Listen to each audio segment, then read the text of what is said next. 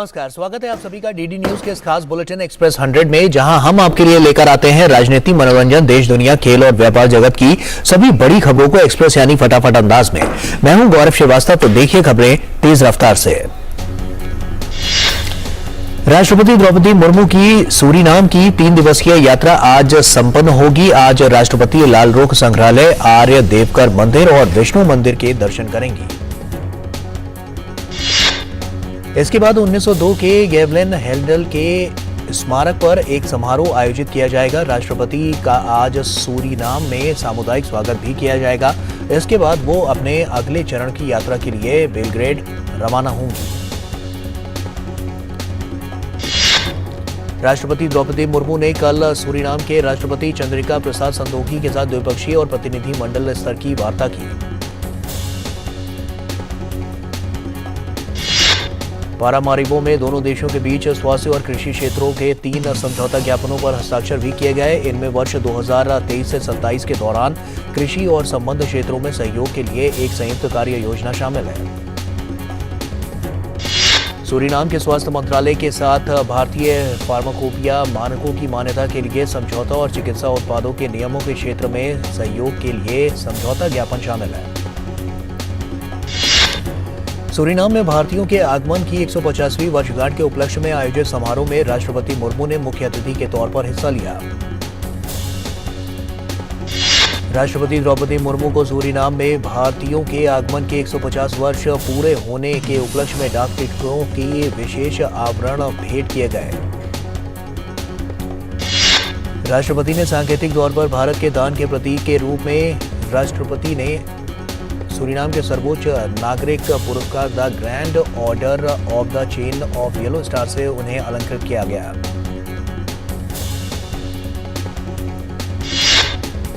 सम्मान को स्वीकार करते हुए राष्ट्रपति ने कहा कि ये पुरस्कार 140 करोड़ भारतीयों और 6.5 लाख सूरीनामियों के एक दूसरे के प्रति प्रेम को दर्शाता है।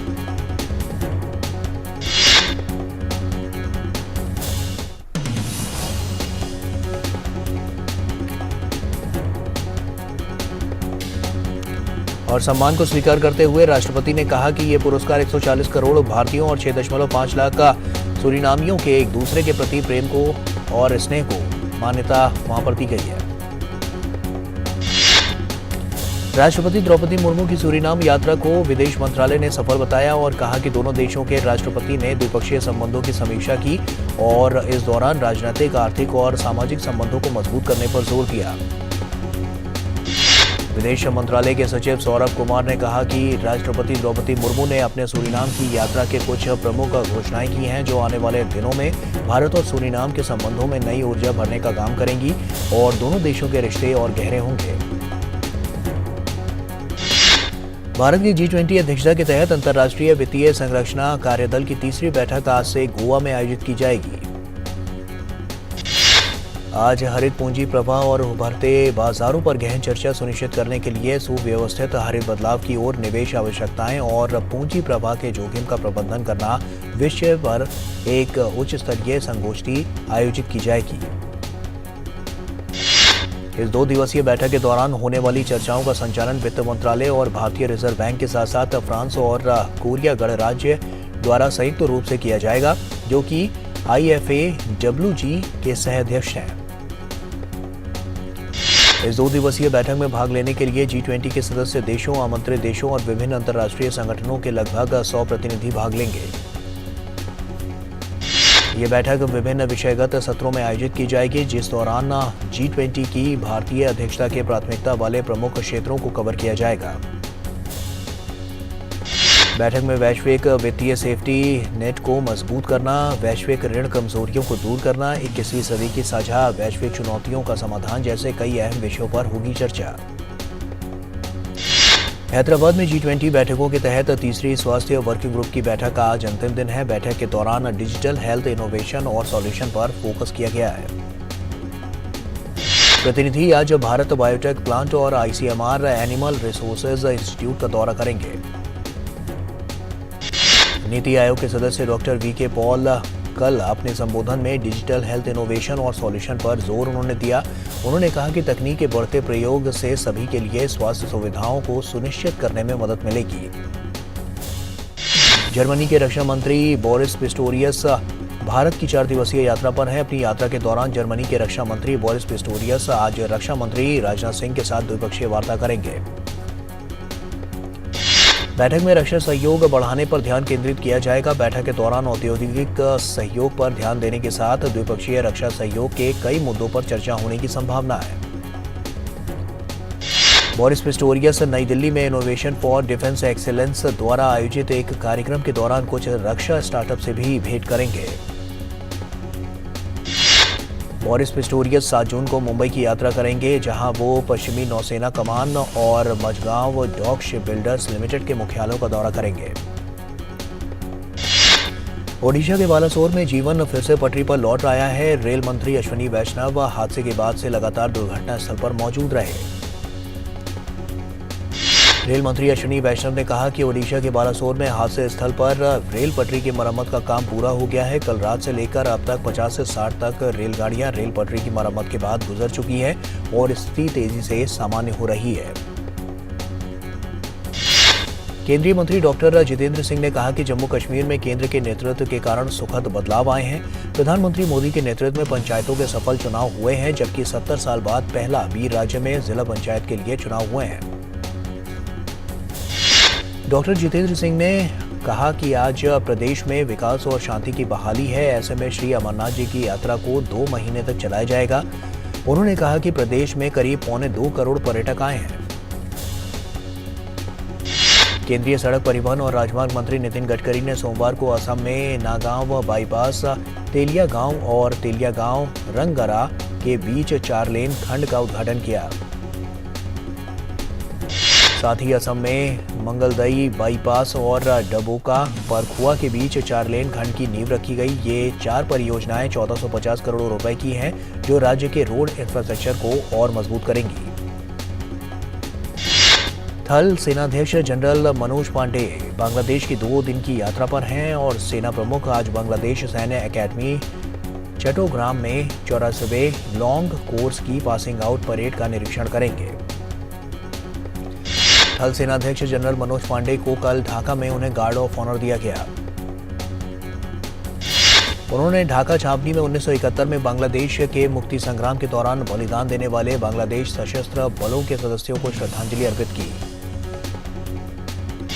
जनरल पांडे ने बांग्लादेश के सेना प्रमुख जनरल SM शफीउद्दीन अहमद के साथ दोनों देशों के बीच रक्षा समझौतों को और मजबूत करने के लिए द्विपक्षीय चर्चा की।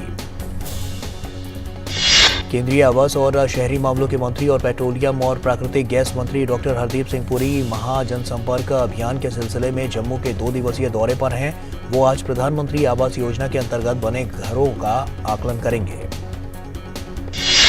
हरदीप सिंह पुरी ने कहा कि भाजपा के पास एक ऐसा कैडर है जो राष्ट्र के लिए काम करने के लिए पूरी तरह से प्रतिबद्ध है। उन्होंने कहा कि हम उन पूर्वजों में से हैं जिन्होंने भाजपा में सेवा करते हुए सर्वोच्च बलिदान दिया।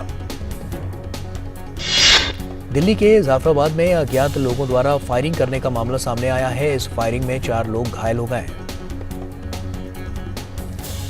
आंध्र प्रदेश में हुए एक सड़क हादसे में 6 लोगों की मौत हो गई। यह हादसा गुंटूर जिले के वट्टी चेरुकुरू गांव में तेज रफ्तार में ट्रैक्टर के पलटने से हुआ, जिसमें 6 लोगों की जान चली गई और 8 अन्य घायल हो गए। देश में पिछले कई दिनों से अपनी मांग को लेकर अड़े बजरंग पुनिया, साक्षी मलिक और विनेश फोगाट अब अपनी ड्यूटी पर वापस लौट गए हैं। ये खिलाड़ी भारतीय कुश्ती महासंघ के निवर्तमान अध्यक्ष बृजभूषण शरण सिंह के खिलाफ जंतर मंतर पर बीते कई दिनों से प्रदर्शन कर रहे थे। देश में मानसून की स्थिति को लेकर अभी तक कोई सफाई नहीं आई है और ऐसे में मौसम विभाग ने कहा है कि अगले 2 दिनों में मानसून को लेकर स्थिति साफ हो जाएगी और वे अभी स्थिति की लगातार निगरानी कर रहे हैं। मौसम विभाग ने कहा है कि बिहार, बंगाल और झारखंड में लू का प्रकोप अभी भी जारी रहेगा, जबकि उत्तर भारत में लू चलने की कोई संभावना नहीं है। दिल्ली में ओला, उबर और रैपिडो जैसी कैब एग्रीगेटर कंपनियों की बाइक सर्विस पर रोक लगाने की मांग को लेकर दिल्ली सरकार की अर्जी पर सुप्रीम कोर्ट बुधवार को सुनवाई करेगा। इससे पहले दिल्ली हाई कोर्ट ने बाइक सर्विस पर रोक लगाने वाली दिल्ली सरकार के फैसले पर रोक लगा दी थी। दिल्ली सरकार ने हाई कोर्ट के आदेश को सुप्रीम कोर्ट में चुनौती दी है। दिल्ली हाई कोर्ट ने आम आदमी पार्टी नेता और दिल्ली के पूर्व मुख्यमंत्री मनीष सिसोदिया को अपनी बीमार पत्नी से मिलने की इजाजत दे दी है। मनीष सिसोदिया को अपनी पत्नी से मिलने के लिए आवास या अस्पताल पर सुबह 10 बजे से शाम 5 बजे के बीच लाया जाएगा। रिजर्व बैंक की मौद्रिक नीति समिति की 3 दिन की बैठक आज मुंबई में शुरू होगी। शीर्ष बैंक बृहस्पतिवार को द्विमासिक मौद्रिक नीति की घोषणा करेगा। मौद्रिक नीति समिति की ये बैठक खुदरा मुद्रास्फीति के 4.7% पर आने की पृष्ठभूमि में हो रही है।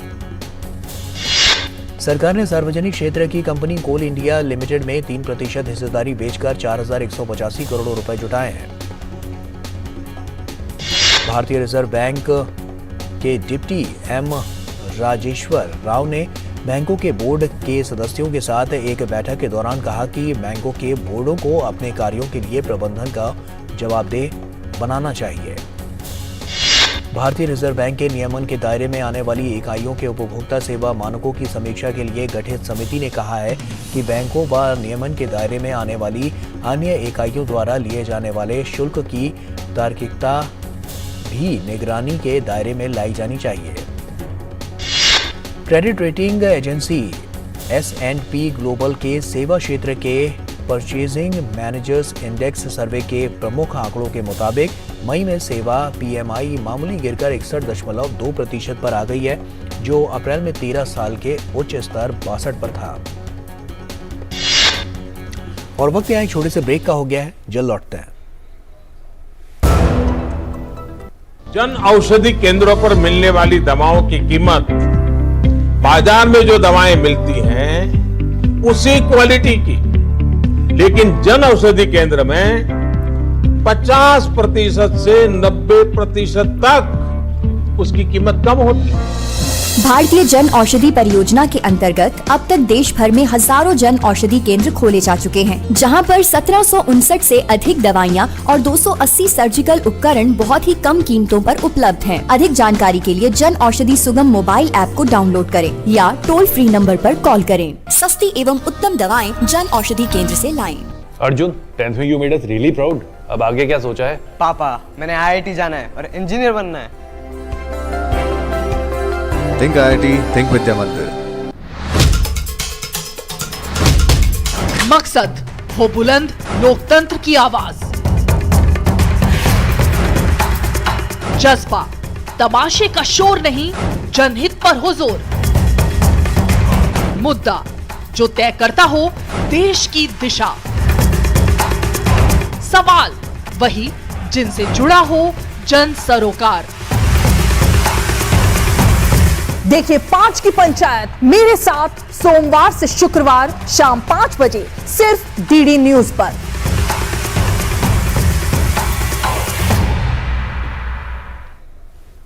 तो ब्रेक के बाद एक बार फिर से आप सभी का स्वागत है और आइए अब खबरों में आगे बढ़ते हैं।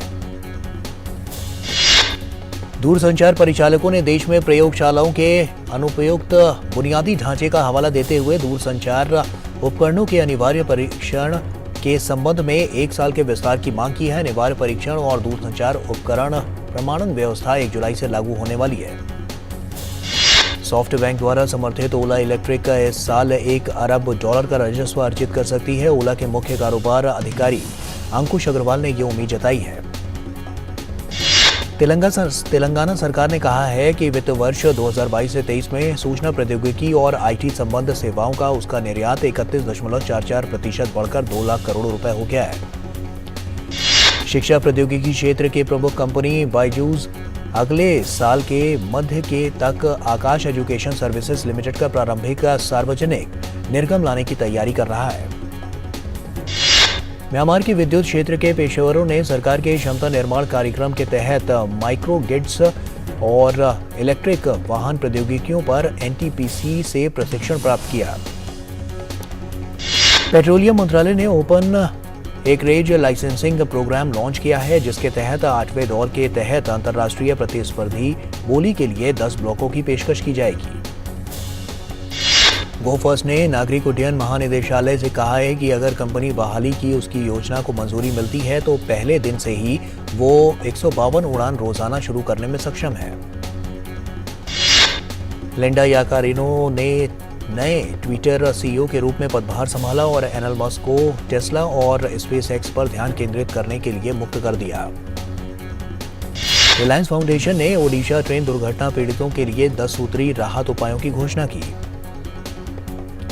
म्यूजिक स्ट्रीमिंग प्लेटफॉर्म स्पॉटिफाई ने घोषणा की है कि वो कॉर्पोरेट पुनर्गठन के हिस्से के रूप में अपने पॉडकास्ट डिवीजन से 200 कर्मचारियों को बर्खास्त कर रहा है, जो उसके कुल कर्मचारियों का 2% है। जांच एजेंसी प्रवर्तन निदेशालय ने कहा कि उसने एक धन शोधन मामले की जांच के दौरान रियल एस्टेट कंपनियों आयरियो और M3M के परिसरों पर छापे मारकर 60 करोड़ रुपए मूल्य की लग्जरी गाड़ियां जब्त की हैं। लिस्टेड कंपनियों ने अप्रैल में पूंजी बाजार से करीब 63,300 करोड़ रुपए जुटाए हैं। विशेषज्ञों के मुताबिक कंपनियां इसका इस्तेमाल कर्ज चुकाने, नई परियोजनाओं के लिए अधिग्रहण, विपणन और अनुसंधान व विकास कार्यों के लिए करेंगी। अमेरिकी राष्ट्रपति जो बाइडेन ने ओवल ऑफिस में डेनमार्क के प्रधानमंत्री मेटे फ्रेडरिक्सेन से मुलाकात की। मुलाकात के दौरान राष्ट्रपति बाइडेन ने कहा कि यूक्रेन में रूस के हमले से निपटने के लिए अमेरिका और डेनमार्क मिलकर काम कर रहे हैं। बाइडेन ने कहा कि वे रूस के क्रूर आक्रमण के खिलाफ यूक्रेन के लोगों के लिए खड़े हैं। डेनमार्क की प्रधानमंत्री फ्रेडरिक्सेन की अमेरिका यात्रा को लेकर अटकलें लगाई जा रही हैं कि व्हाइट हाउस पहली महिला नाटो महासचिव के रूप में उनका समर्थन कर सकता है। कोसोवो और सर्बिया के बीच तनाव कम करने के प्रयासों के तहत यूरोपीय संघ और संयुक्त राज्य अमेरिका के राजनयिक कल प्रिस्टीना पहुंचे। वार्ता में पश्चिमी बाल्कन के लिए वरिष्ठ अमेरिकी राजनयिक गैब्रियल एस्कोबार शामिल थे और जिन्होंने कानून का पालन करने और जातीय समूहों के बीच सद्भाव पर जोर दिया। कोसोवो में नाटो की शांति सेना का आगमन शुरू हो गया है। नाटो के प्रवक्ता ओना लुंगेस्कू ने एक ट्वीट में कहा कि तुर्की की 65वीं मैकनाइज्ड इन्फेंट्री ब्रिगेड के लगभग 500 सेवा सदस्य बड़ा हिस्सा बनेंगे। नाटो महासचिव जेन स्टोल्टेनबर्ग ने पिछले हफ्ते कहा था कि गठबंधन अपने मिशन को बढ़ावा देने के लिए कोसोवो में और बल भेजने के लिए तैयार है। यूक्रेनी राष्ट्रपति व्लादिमीर ज़ेलेंस्की ने कीव में ब्रिटिश विदेश सचिव जेम्स क्लेवरली से मुलाकात की और नाटो शिखर सम्मेलन की तैयारियों और रूस के आक्रमण को समाप्त करने के यूक्रेन के प्रयासों पर चर्चा की। राष्ट्रपति व्लादिमीर ज़ेलेंस्की ने कहा कि मैं अपने सभी सैनिकों, हमारे सभी रक्षकों का आभारी हूं जिन्होंने इस दिन के दौरान वो समाचार प्रदान किया जिसका हम इंतजार कर रहे थे। क्रेमलिन विरोधी लड़ाकों रूसी स्वयंसेवी कोर ने जारी एक वीडियो में रूस के बेलगोरोड क्षेत्र का नोवाया तवोलझांका शहर पर नियंत्रण करने का दावा किया। व्हाइट हाउस के प्रवक्ता जॉन किर्बी ने कहा कि अमेरिका यूक्रेन को हवाई सुरक्षा प्रदान करने की प्राथमिकता दे रहा है। अमेरिका में हुए एक विमान की दुर्घटना से पायलट सहित 4 लोगों की मौत हो गई थी, जिससे सुरक्षा में खलबली मच गई। फ्रांसीसी राष्ट्रपति इमैनुअल मैक्रों ने नॉर्मैंडी में मोंट सेंट मिशेल स्मारक का दौरा किया, जो मठ की 1000वीं वर्षगांठ थी। ये महादूत मिशेल को समर्पित एक अभयारण्य पर बनाया गया था। व्हाइट हाउस ने कहा कि ताइवान जलडमरू मध्य और दक्षिण चीन सागर में चीन की कार्रवाइयों बीजिंग की सेना की बढ़ती आक्रामकता को दर्शाती है। यूरोपीय संघ के न्याय मंत्रियों के एक समूह ने सीमा पार नशीली दवाओं से संबंधित अपराध से निपटने में बेहतर समन्वय पर चर्चा करने के लिए बेल्जियम के बंदरगाह शहर एंटवर्प में मुलाकात की। पिछले साल बेल्जियम के बंदरगाह पर रिकॉर्ड 110 टन कोकीन पकड़ा गया था, जो यूरोप में बरामदगी का 40% था। जर्मनी के सुअल में चल रहे जूनियर निशानेबाजी विश्व कप में भारत के युवा निशानेबाजों का शानदार प्रदर्शन जारी है। भारतीय निशानेबाज धनुष श्रीकांत ने प्रतियोगिता के 10 मीटर एयर राइफल स्पर्धा का स्वर्ण पदक अपने नाम कर लिया। वहीं जूनियर निशानेबाजी विश्व कप के ही मिक्स टीम इवेंट में भारतीय टीम को कांस्य पदक से संतोष करना पड़ा। हरमेहर सिंह और संजना सूद की जोड़ी ने अपना बेहतरीन खेल दिखाते हुए स्पर्धा में तीसरा स्थान हासिल किया। एशियाई अंडर 20 एथलेटिक्स चैंपियनशिप लंबी कूद स्पर्धा में भारत की सुष्मिता रजत पदक अपने नाम करने में सफल रहीं। वहीं उन्होंने इस 5.96 मीटर का जंप लगाकर प्रतियोगिता में दूसरा स्थान हासिल किया। एशियाई अंडर 20 एथलेटिक्स चैंपियनशिप में ही 4 गुना 400 मीटर मिश्रित रेस में भारत के दीपक सिंह, अनुष्का, नवप्रीत सिंह और रिजवाना मलिक की टीम ने कांस्य पदक जीत लिया। भारतीय मिश्रित टीम ने तीसरे स्थान के लिए 3 मिनट 30.12 सेकेंड में रेस पूरी की। एशियाई T20 एथलेटिक्स चैंपियनशिप में पुरुषों की 3000 मीटर स्टीपल चेज स्पर्धा में शाहरुख खान ने, आपको बता दें कि 8 मिनट 51 सेकेंड में व्यक्तिगत सर्वश्रेष्ठ समय निकालकर यह रजत पदक जीता। आज से सिंगापुर ओपन बैडमिंटन टूर्नामेंट की शुरुआत हो रही है। इस टूर्नामेंट में भारत के स्टार शटलर PV सिंधु के साथ HS प्रणय, लक्ष्य सेन, साइना नेहवाल सहित कई अन्य दिग्गज कोर्ट पर उतरेंगे। सिंगापुर ओपन के पहले ही दौर में PV सिंधु का सामना दुनिया की नंबर 1 खिलाड़ी जापान की अकाने यामागुची से होगा। महिला एकल में ही लंदन ओलंपिक की कांस्य पदक विजेता साइना नेहवाल थाईलैंड की रेचानोक एंतानोन के सामने होंगी। पुरुष युगल में दुनिया के चौथे नंबर के खिलाड़ी चिराग शेट्टी और सात्विक साईराज रैंकी रेड्डी का सामना जापान के अकीरा कोगा और ताइची सेउतो से होगा।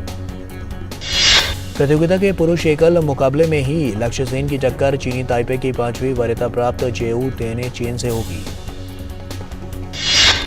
वहीं पुरुषों के एक अन्य क्वार्टर फाइनल में यूनान के स्टेफानोस सित्सिपास स्पेन के शीर्ष वरीयता प्राप्त 20 साल के कार्लोस अल्काराज से भिड़ेंगे। फ्रेंच ओपन में आज से शुरू हो रहे क्वार्टर फाइनल मैच में 17वीं बार क्वार्टर फाइनल खेल रहे नोवाक जोकोविच का सामना रूस के करेन खाचानोव के साथ होगा। अभिनेत्री तमन्ना भाटिया की वेब सीरीज जी करदा का ट्रेलर रिलीज हुआ। अरुणिमा शर्मा ने किया है शो का निर्देशन। अभिनेता अनिल कपूर की web series the night manager के दूसरे सीजन का ट्रेलर हुआ रिलीज। 30 जून को रिलीज हो रहा है वेब सीरीज का दूसरा सीजन।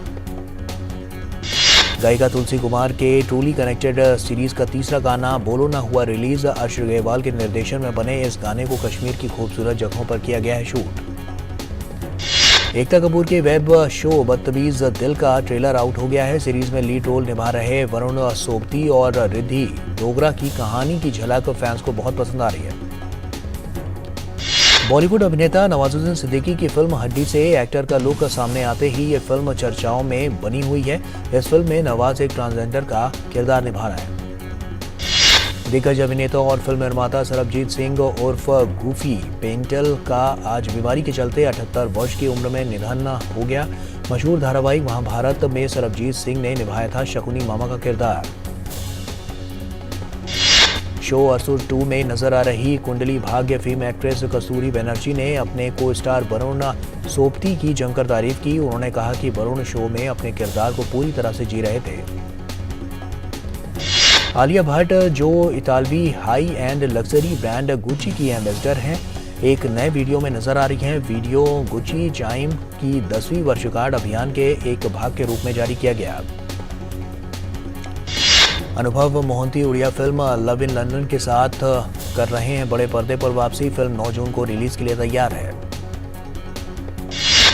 मार्क हैमिल ने ल्यूक स्काईवॉकर की अपनी प्रतिष्ठित साई-फाई भूमिका के साथ अपार पहचान हासिल की है। हाल ही में एक साक्षात्कार में मार्क हैमिल ने ल्यूक स्काईवॉकर के अपने चरित्र के साथ साथ नई स्टार वॉर्स परियोजनाओं में अपने भविष्य के बारे में बात की।